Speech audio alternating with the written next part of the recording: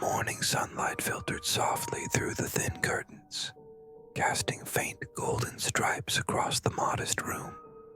A faint hum of life surrounded the tiny apartment complex, the distant chatter of neighbors mingling with the occasional bark of a stray dog.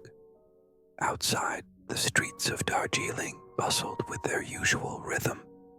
Shopkeepers setting up stalls, children in neatly pressed uniforms walking to school, and the ever-present rattle of motorbikes echoing through narrow lanes. It was another ordinary day, one of those mornings where everything seemed perfectly aligned in its simplicity. Deekila Sherpa rubbed the sleep from her eyes, her movements slow and deliberate. She was not the kind of person to rush, especially in the morning. Her dark hair was pulled into a loose braid, a habit she'd picked up from her mother, who always said, "Start the day neat and it will go smoothly." It was advice Deekila took half seriously, though her loose braid and mismatched socks often betrayed her casual approach to life. The one-bedroom apartment she shared with her cousin Aniket was cramped but comfortable, filled with the kind of lived-in clutter that spoke of two young adults navigating life together. A small potted plant sat near the window, its leaves drooping slightly, a forgotten attempt at bringing nature indoors. The walls were adorned with a mix of travel postcards, cheap posters, and Polaroid photos of family gatherings and old-school friends. Aniket had strung up fairy lights above the couch, which Deekila insisted was too tacky, though she secretly liked how warm it made the room feel during late-night conversations. Aniket, as usual, was perched on the edge of the couch, phone in hand, scrolling through social media. He had that bleary-eyed look of someone who had been up far too late, binge-watching some obscure series on his laptop. A half-empty cup of instant coffee sat forgotten on the floor next to him. "You're up early," Deekila remarked, her voice tinged with amusement as she shuffled toward the kitchenette. She pulled out a steel pot and started boiling water for tea, her movements practiced and automatic. "Not really," Aniket mumbled without looking up, his attention still fixed on the screen. "Haven't slept yet. Did you see the trending video from last night? It's crazy. Like seriously messed up." Deekila frowned slightly but said nothing, used to Aniket's tendency to overhype things. She focused instead on the familiar routine of preparing breakfast, pouring the tea, toasting the bread, slicing an apple. The air filled with the comforting aroma of cardamom and milk, a scent that always reminded her of home. "You need to stop watching weird stuff before bed," she said finally, placing a plate of toast in front of him. "No wonder you're always tired." Aniket grinned, flashing his dimples in a way that always made him look younger than his 22 years. "It's not weird, it's interesting. You should watch it. It's about..." "Pass," Deekila interrupted, cutting him off with a wave of her hand. "I'm not in the mood for your creepy internet finds." "Suit yourself." Aniket shrugged and took a bite of toast, his eyes still glued to his phone. Deekila sighed, rolling her eyes in mock exasperation, but her annoyance was gentle, affectionate. This was how most of their mornings went.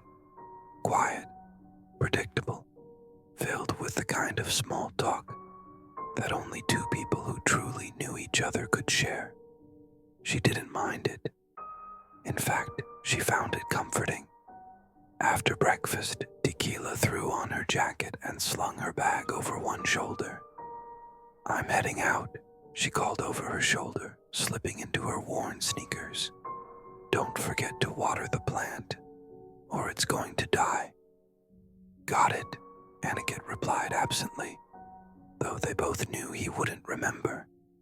The day stretched out ahead of her, promising nothing out of the ordinary. Deekila liked it that way.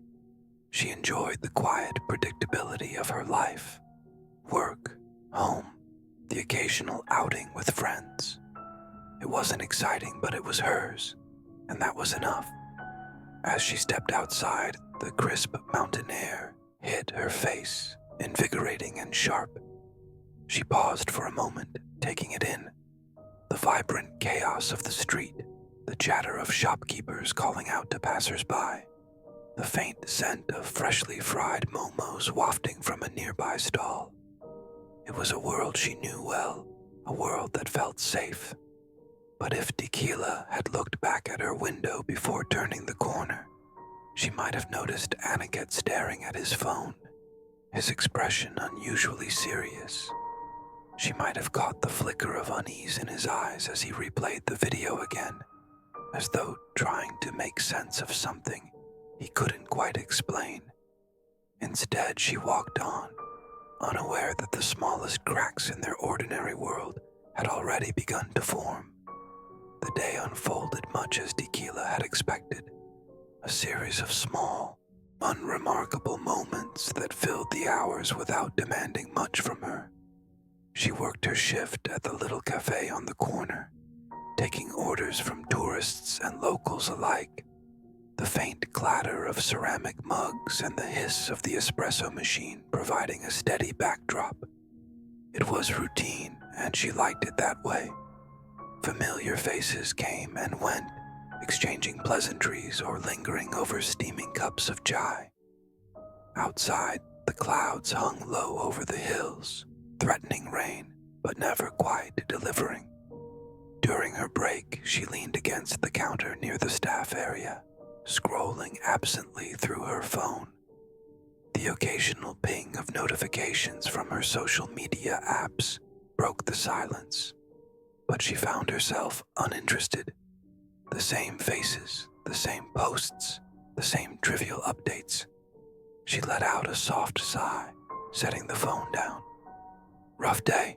asked Priya, one of her co-workers, as she slid past with a tray of dirty dishes. "Not really," Deekila replied with a small shrug.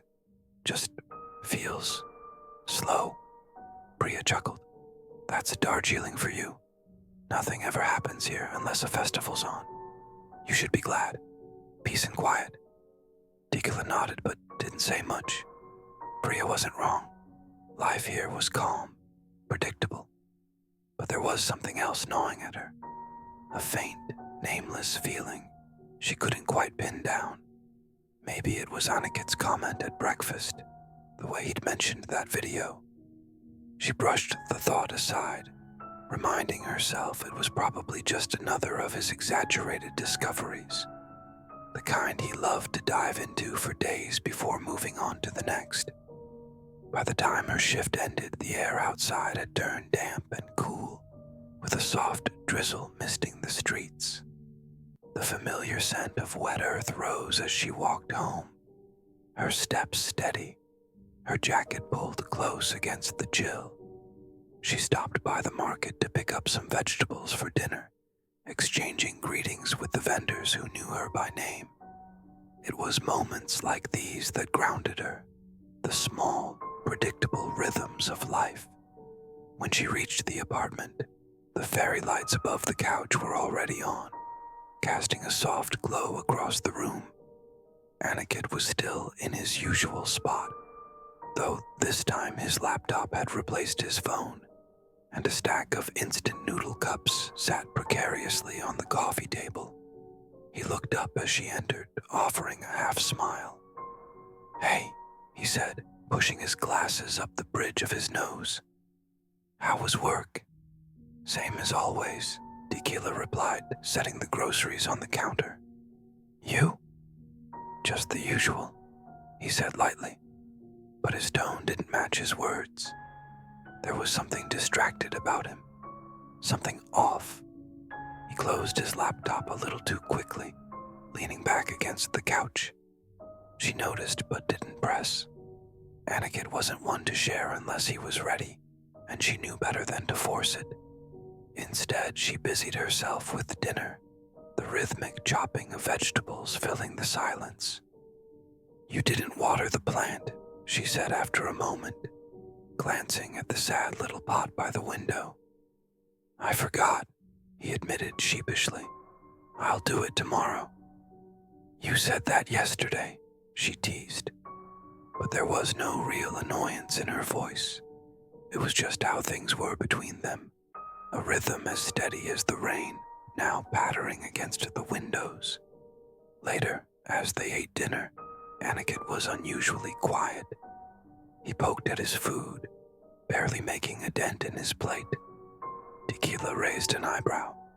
You're really not going to tell me what's on your mind? She asked casually, though her curiosity was genuine. Aniket hesitated, his fork hovering mid-air. It's nothing, he said finally, but his voice was unconvincing. Just some weird stuff online. People making a big deal out of nothing. Deekila narrowed her eyes. If it's nothing, why do you look like you haven't slept in a week? He gave her a faint smile, one that didn't quite reach his eyes. You worry too much. The conversation shifted after that, drifting into lighter topics. Plans for the weekend, a new cafe Priya had mentioned, the neighbor's noisy dog that kept everyone awake. By the time they cleared the table and retreated to their separate corners of the apartment, it felt like any other evening. The kind of quiet, uneventful day that blended seamlessly into the next. But as Deekila lay in bed that night, the faint hum of rain still audible through the window, her thoughts lingered on Aniket. On the way, his shoulders had seemed a little more hunched than usual. The way he had avoided eye contact when she asked too many questions. It wasn't like him to be so distant. She wondered briefly if he really was just tired, or if there was something more to it. She turned over, pulling the blanket tighter around herself, and closed her eyes. In the next room, the faint glow of Aniket's laptop screen cast shifting shadows across the walls. The muffled sound of typing filled the air, steady and deliberate, long into the night. The following day unfolded much like the one before it, a seamless extension of routines and quiet moments. The sky was overcast again, the clouds heavy with unspent rain, and the streets buzzed with their usual subdued energy. Deekila moved through her shift at the cafe, smiling at customers, steaming milk, and exchanging small talk with Priya. But her mind kept drifting back to the night before, to the faint clacking of Aniket's keyboard that had carried on long after she'd gone to bed.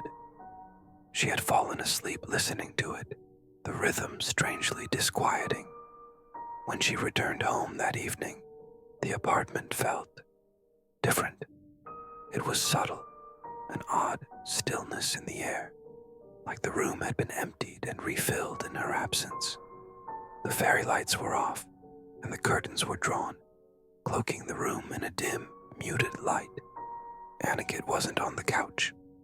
Aniket, she called out, slipping off her shoes by the door. Her voice echoed faintly in the small space, unanswered. She set her bag down and stepped further in, her movements slower than usual, deliberate. The quiet felt heavier now, pressing against her. The laptop sat on the coffee table, the screen black but still open, as though abandoned mid-use. The stack of noodle cups had been cleared away. Aniket, she called again, softer this time, a flicker of unease rising in her chest. Her gaze drifted to the window, where the little plant still sat, untouched and drooping. She stepped closer, her fingers brushing the edge of the counter. That was when she noticed it, a faint smudge on the glass, high up, near where the window lock was. It was small, almost imperceptible, but it stood out against the otherwise clean pane. She leaned in, squinting to get a better look. It was a handprint, small, faint, and unmistakably smeared, as though someone or something had pressed against the glass from the outside. Her breath caught in her throat, and she took a small step back, her pulse quickening. They lived on the 3rd floor. There was no balcony, no ledge wide enough for anyone to stand on. The thought unsettled her, but she shook it off, forcing herself to focus. The sound of the bathroom door creaking open behind her made her spin around, her heart leaping into her throat. Aniket stepped out, rubbing the back of his neck. His hair was damp, and he looked as though he'd just stepped out of the shower. "Didn't hear you come in," he said, his tone casual, though his face looked pale, drawn. "Where were you?" Deekila asked, her voice sharper than she intended. "In the shower," he replied, frowning slightly. "What's with you?" She hesitated, glancing back at the window. When she looked again, the handprint seemed even fainter, as though it had begun to fade. "Nothing," she said finally, forcing a small smile. "I just didn't see you when I got back." Aniket studied her for a moment, then shrugged, brushing past her to the couch. He picked up his laptop, flipping it open. "I ordered groceries earlier," he said, his tone light, almost rehearsed. "They should be here tomorrow." Deekila nodded absently, her mind still fixed on the handprint. Something about it gnawed at her, a whisper of unease she couldn't quite shake.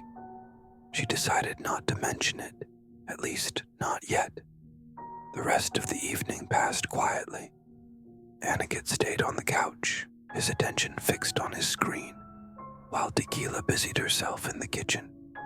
She watched him out of the corner of her eye, noting the way his shoulders were tense, the way his fingers moved a little too quickly across the keyboard. He was hiding something, she was sure of it. But every time she opened her mouth to ask, the words seemed to catch in her throat. It wasn't until later, as she was brushing her teeth, that she noticed something else. Her phone buzzed with a notification from an unknown number.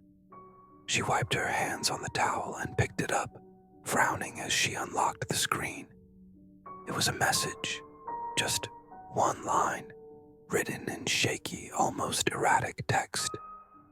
"Why didn't you stop him?" Her breath caught, her skin prickling with sudden cold. She stared at the message, her mind racing. Stop who? What did it mean? Her thumb hovered over the screen, her instinct telling her to delete it, to pretend she hadn't seen it.